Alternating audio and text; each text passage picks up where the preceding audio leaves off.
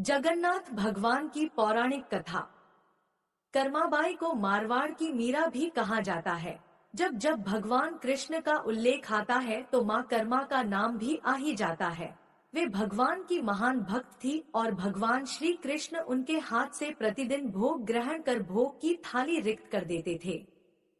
कर्माबाई का जन्म राजस्थान के नागौर जिले की मकराना तहसील के कालवा गांव में हुआ था।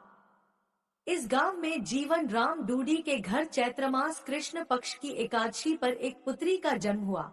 भगवान से बहुत मन्नतें मांगने के बाद इनका जन्म हुआ और उनका नाम रखा गया कर्मा। कर्मा के चेहरे पर एक अनोखी आभा रहती थी। जीवनराम स्वयं धार्मिक पुरुष एवं अनन्य कृष्ण भक्त थे।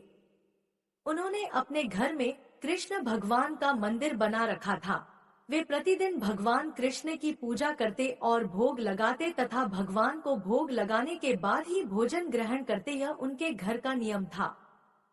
इसी प्रकार समय बीतता गया। कर्माबाई प्रतिदिन अपने पिता को भगवान श्री कृष्ण की पूजा करते देखती, उनको भोग लगाते देखती। यही सब देखते सीखते कर्माबाई का बचपन बीत रहा था। अतः बचपन से ही उस नन्ही कर्मा में भक्ति भाव के संस्कार थे। इन्हीं संस्कारों के बीच पलते बढ़ते कर्मा 13 वर्ष की हो गई। एक बार जीवनराम को कार्तिक पूर्णिमा स्नान के लिए पुष्कर जाना था। उनकी पत्नी भी उनके साथ जा रही थी।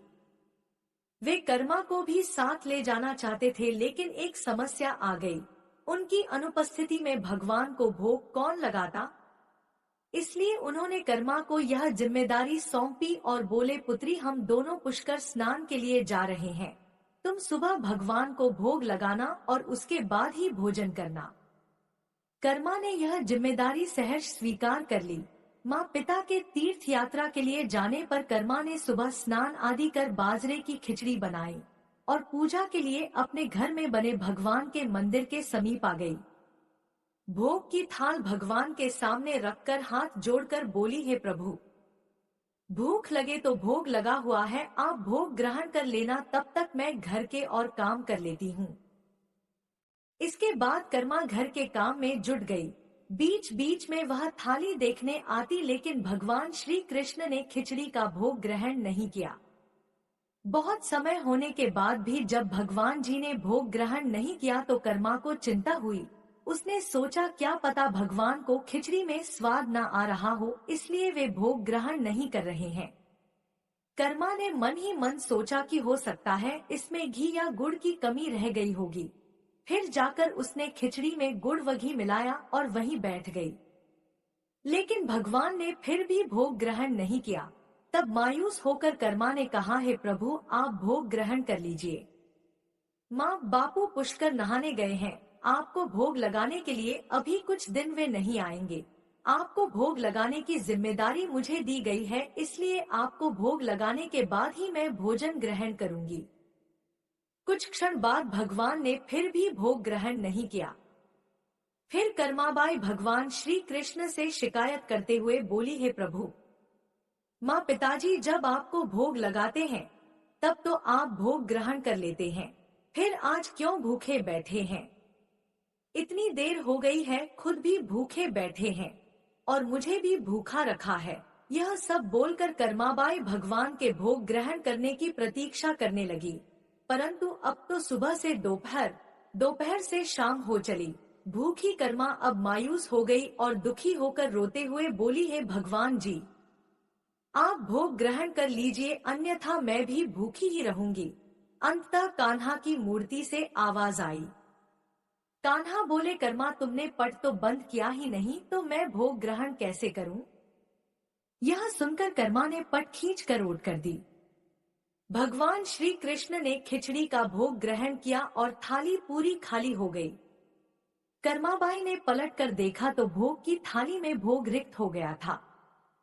तब कर्मा बोली, भगवान, इतनी सी बात थी तो पहले बता देते, खुद भी भूखे बैठे और मुझे भी भूखा बिठा रखा था। इसके बाद कर्मा ने भी खिचड़ी खाई। अब तो प्रतिदिन कर्माबाई खिचड़ी बनाती और कान्हा जी भी प्रतिदिन भोग ग्रहण करने आते। इसी बीच कर्माबाई ने सोचा कि सबसे पहले कान्हा जी को भोग लगा देना चाहिए, क्या पता उन्हें जल्दी भूख लग जाती हो। कर्मा मन ही मन विचार करने लगी, हो सकता है घर की साफ सफाई नहाने धोने के कारण भगवान के भोग में देर हो जाती हो। फिर क्या था, वह सबसे पहले उठकर बिना किसी कार्य को पूरा करे भोग बनाती और प्रभु को भोग लगा देती। फिर कर्माबाई अपने दिन भर के कार्य करती। कुछ दिनों बाद उनके माँ बापू तीर्थ से लौट आए। आते ही पिता ने अपनी लाडली पुत्री से पूछा, पुत्री तुमने किसी भी दिन भगवान को भूखा तो नहीं रखा? कर्मा बोली, नहीं पिताजी, मैंने भगवान जी को प्रतिदिन भोग लगाया। फिर कर्माबाई की माता किसी काम से रसोई घर में गई तो उन्होंने देखा कि जाते समय तो गुड़ का मटका पूरा भरा हुआ था, अब खाली कैसे हो गया। उन्होंने कर्मा को बुलाया और पूछा, पुत्री गुड़ कहाँ है? कर्मा ने बताया कि रोज भगवान कृष्ण उसके पास आते और खीचड़ का भोग ग्रहण करते थे। कहीं मिठास कम ना हो जाए इसलिए खिचड़ी में गुड़ ज्यादा डाल दिया करती थी। कर्माबाई ने कहा, कान्हा जी ने बहुत देर तक खिचड़ी का भोग ग्रहण ही नहीं किया था, फिर पट बंद करने पर किया। यह सुनकर कर्मा के माता पिता चकित रह गए। वे जिन ईश्वर के आशीर्वाद प्राप्त करने हेतु इतनी दूर पुष्कर यात्रा पर गए थे, जिन्हें पाने के लिए लोग ना जाने क्या क्या करते हैं, वे भगवान उनकी बेटी के हाथ से उनके घर में खिचड़ी का भोग ग्रहण करते हैं, यह कैसे संभव है। उन्होंने सोचा कि हमारी बेटी बावली तो नहीं हो गई। यह भी सोच लिया कि क्या पता कर्मा ने खुद ही पूरा गुड़ खा लिया हो। इस बात पर कर्मा ने कहा, अगर आपको यकीन नहीं है तो कल प्रातः आप दोनों देख लीजिएगा, मैं खुद भगवान को भोग लगाऊंगी। यह सब सुनकर कर्मा के माता पिता रात भर सो नहीं पाए।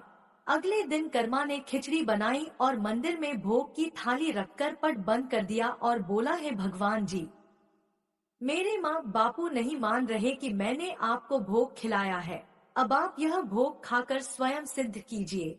ऐसा कभी हो नहीं सकता कि सच्चे भक्त की पुकार सुनकर भगवान ना आए। भगवान को आना ही पड़ा। जब पट खुला तो जीवनराम और उनकी पत्नी आश्चर्यचकित थे कि भोग की थाली में भोग बचा ही नहीं है। फिर कर्मा का जीवन प्रतिदिन भोग लगाते ही निकला। कुछ सालों बाद जब कर्मा के माता पिता का निधन हो गया तो कर्माबाई अपने कान्हा की मूर्ति साथ लेकर तीर्थ यात्रा के लिए निकल पड़ी।